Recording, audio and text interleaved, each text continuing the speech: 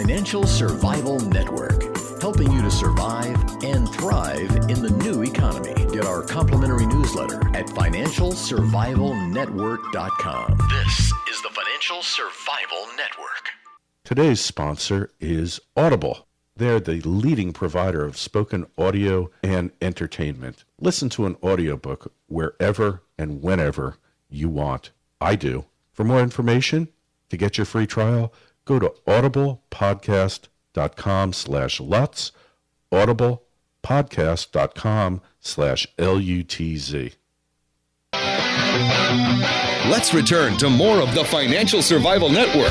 Once again, here's your host, Kerry Lutz. And we are back. This is Kerry Lutz, the Financial Survival Network on 1590 WPSL. The person you're going to hear from has been in commodities since the 70s. He's managing partner of the CPM Group, a large company. And many people not only look to him for advice, but pay him for advice on where to put their money. And his name's Jeffrey Christian. He's here with us now. Hey, Jeff, how are you? Good. How are you doing? I'm doing pretty well, and we're really pleased to have you back. But these precious metals markets, boy, they could give you a case of vertigo, or I don't know what's going on there, huh? Look, since the middle of April, these markets have been incredibly volatile, and they've really been in a downward trend since 2011 now for gold and silver. So it's a pretty treacherous time in the markets, yeah.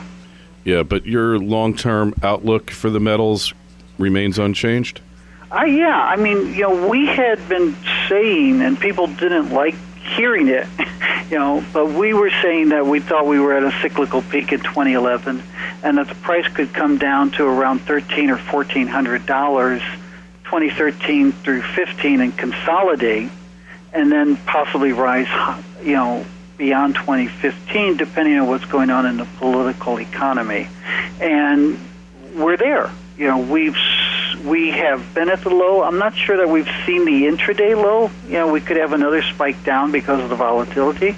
But in terms of like annual or quarterly prices, we're basically where we thought we would see a base. So from a longer term perspective, we're more optimistic now than we were, a year and a half or even a year ago. Right. And this is really just healthy market action back and forth, isn't it? I don't know if it's healthy, but it's normal. It's normal market action, and one of the things that you're seeing in the gold and silver markets, I think, is that you have a lot more participants now than you have had in the past. There are a lot more investors, and there are a lot more short-term investors getting in and out of the market. And right now, you're seeing a tremendous amount of nervousness in the precious metals markets. People say that there was some sort of discrepancy between the paper markets and the gold and the physical markets, but there wasn't. You saw the gold price decline from around 1680 down to about 1560 from January into early April, or really into late February, and then it bounced around above 1560 from late February into early April, and what you were seeing was that people weren't buying a lot of gold, physical or paper, and that was the sell signal to people to short. And once they shorted, you had all these nervous longs, people who had bought gold earlier, thinking it was going to go up forever, and they'd watched it go from 1900 to 1650 or 1560, and they started saying, "Wait a second, I should lock in any profits I have now." So they did. They sold. The price went down $230, and they bought back, as did the shorts. Mm-hmm.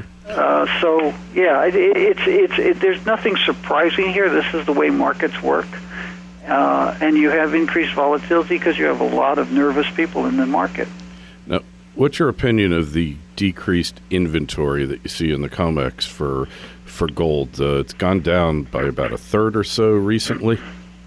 Well, I'm not sure if it's off that much, but yeah, it has gone down, and that's a consequence of the fact that with the lower prices, $13.20, $14.50, you've seen a tremendous surge in demand for gold, physical gold from investors, and the COMEX depositories are repositories.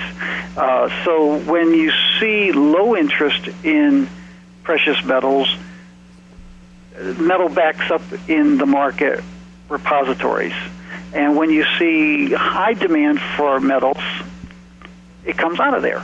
So I think, again, it's not surprising that with the increased demand for metal around the world from investors at the lower prices, you've seen people withdrawing metal from the COMEX, where it's used as collateral against futures contracts, and shipping it off to people who are willing to pay a better price to use it. Right. And what about in China? We saw in the Shanghai exchange over 1,030 tons got delivered in the first 4.5 months of the year. Demand's really picking up in the Far East, isn't it? Well, it's been very shaky, to tell you the truth, and you have to be careful with those Shanghai Gold Exchange numbers because the deliveries represent all sorts of things. But what you saw, actually, the first big price decline was right after the Chinese New Year, and it was dumping in the Shanghai market by dealers who had stocked up expecting really strong demand for gold during the Lunar New Year holiday. And when that demand didn't materialize and their investor clients were saying bearish things about gold and silver, after the holidays, those dealers sold off. And that took the price from like $16.20 to $15.60, and that was that first leg down from which we never really recovered. So then when the price spiked way down, you saw enormous demand. I was in Beijing 3 weeks ago, and I'm leaving for Shanghai tomorrow. There's a lot of activity there. But when I was in Beijing 3 weeks ago, it was the first week of May, the first full week of May, and when I got there on Monday, people were scrounging for metal because the demand was so high. By Wednesday or Thursday, they said that the demand for gold small products from investors was off 80% from April 15th. So, when the price came down to $13.20 and $13.50, people were buying gold hand over fist, and you ran out of small product in China. But by May 7th or 8th, you actually had people pulling back because the price was back up around $14.70, $14.80. Now the price is down. I assume that when I get there on Sunday evening, people are going to be telling me that demand is up again. Interesting.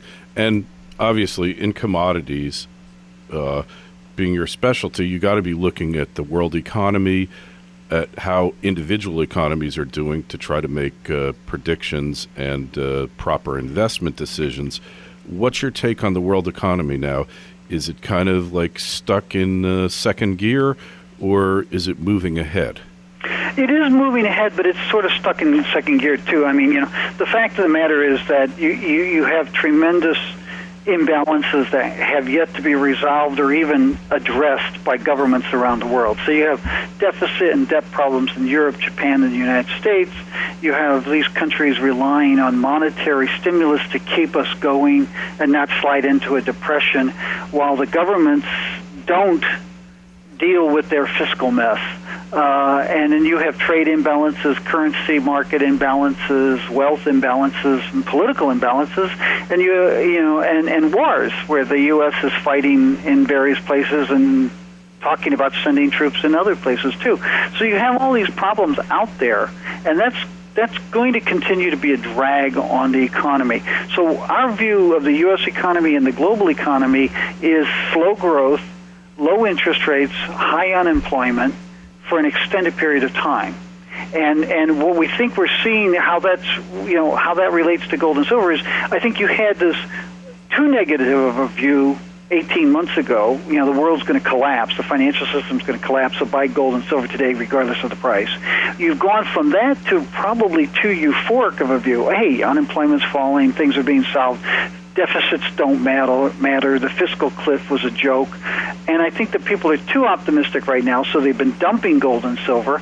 And ultimately, you're going to come to some sort of synthesis where people are going to say, okay, wait a second, the world financial system is not at risk of imminent collapse, but it certainly isn't in good shape. And that should be reflected in investors buying gold and silver on a price-sensitive basis, but buying. So we think that's one of the reasons why we think the price bottoms at $1,400. Yeah, it sounds like a good case for that. And the dollar lately has been on a tear. I guess when you see the yen in trouble the way it's been and the euro problems not solved by any stretch, then the money just naturally flows into the dollar. We've always, people accuse us of being dollar bulls. We've always had a more positive view than the market consensus on dollar. We actually, it's not that we're more bullish on the dollar, it's that we're more bearish on other currencies. For you to be a bear on the dollar, you have to think that investors of the world are going to say, I'd rather have my money in yen or euros than dollars. And the fact of the matter is the U.S. economy still has a tremendous amount of good things going for it compared to those other economies. And for all of the problems that we have with our government not dealing with the fiscal and economic problems here, those guys are in much, much worse shape. Yeah, that's to say the least. But you do see with China, the emergence of China, they're doing all these bilateral currency swaps and trade agreements to try to minimize the importance of the dollar, at least as far as their bloc is concerned. How much further is that going to go on, or will the yuan eventually supplant the U.S. dollar as the reserve currency? I don't think the yuan will ever supplant the dollar. I don't think the Bank of China wants to see it supplant the dollar, but it will go on for a long, long time, and it'll be a slow process which will accelerate. I mean, one of the lessons learned in 2007, 8, 9 by the Bank of China was that they needed to accelerate their own economic development and the increased use on an international basis of the yuan. And they are doing that now. And it's going to continue, and they will accelerate it to some extent further as they go forward. But, their view is that they'd like to see a multipolar international currency system. They'd like to see the dollar reduced as the de facto reserve currency, and they'd like to see a system where people want to hold a variety of currencies so that you don't have a single reserve currency, you have a number of them. Yeah, which kind of makes sense, diversification on an international scale. And finally, as far as the economic malaise that we find ourselves in, that the world is in, how much longer do you see that going on? Well, a long time. I mean, years, if not decades. I mean, we see subpar economic growth for a long time. It probably will accelerate late 2013 and 2014, things will look better, but not really a lot better. And then from a long-term perspective, we have real concerns because the next technological change is going to be devastating to manufacturing employment around the world. Right. And you already have structural unemployment in most parts of the world, and it's just going to get worse. We had this technological change starting in the 80s where you had computer-assisted manufacturing, and the United States lost more jobs to computers than it did to offshore factories in the 80s and 90s and odds. Well, that makes total sense, Jeff. Hey, I want to thank you for coming back on the Financial Survival Network. And I'm Kerry Lutz, and up next, we'll talking more about the governmental morass going on. Thanks again, Jeff. This show was brought to you by Audible. When it comes to audiobooks, there's only one place to go. That's audiblepodcast.com/Lutz, audiblepodcast.com/LUTZ. Sign up today, get a free 1-month membership and a free audiobook. And send us an email. Let us know how you like that book.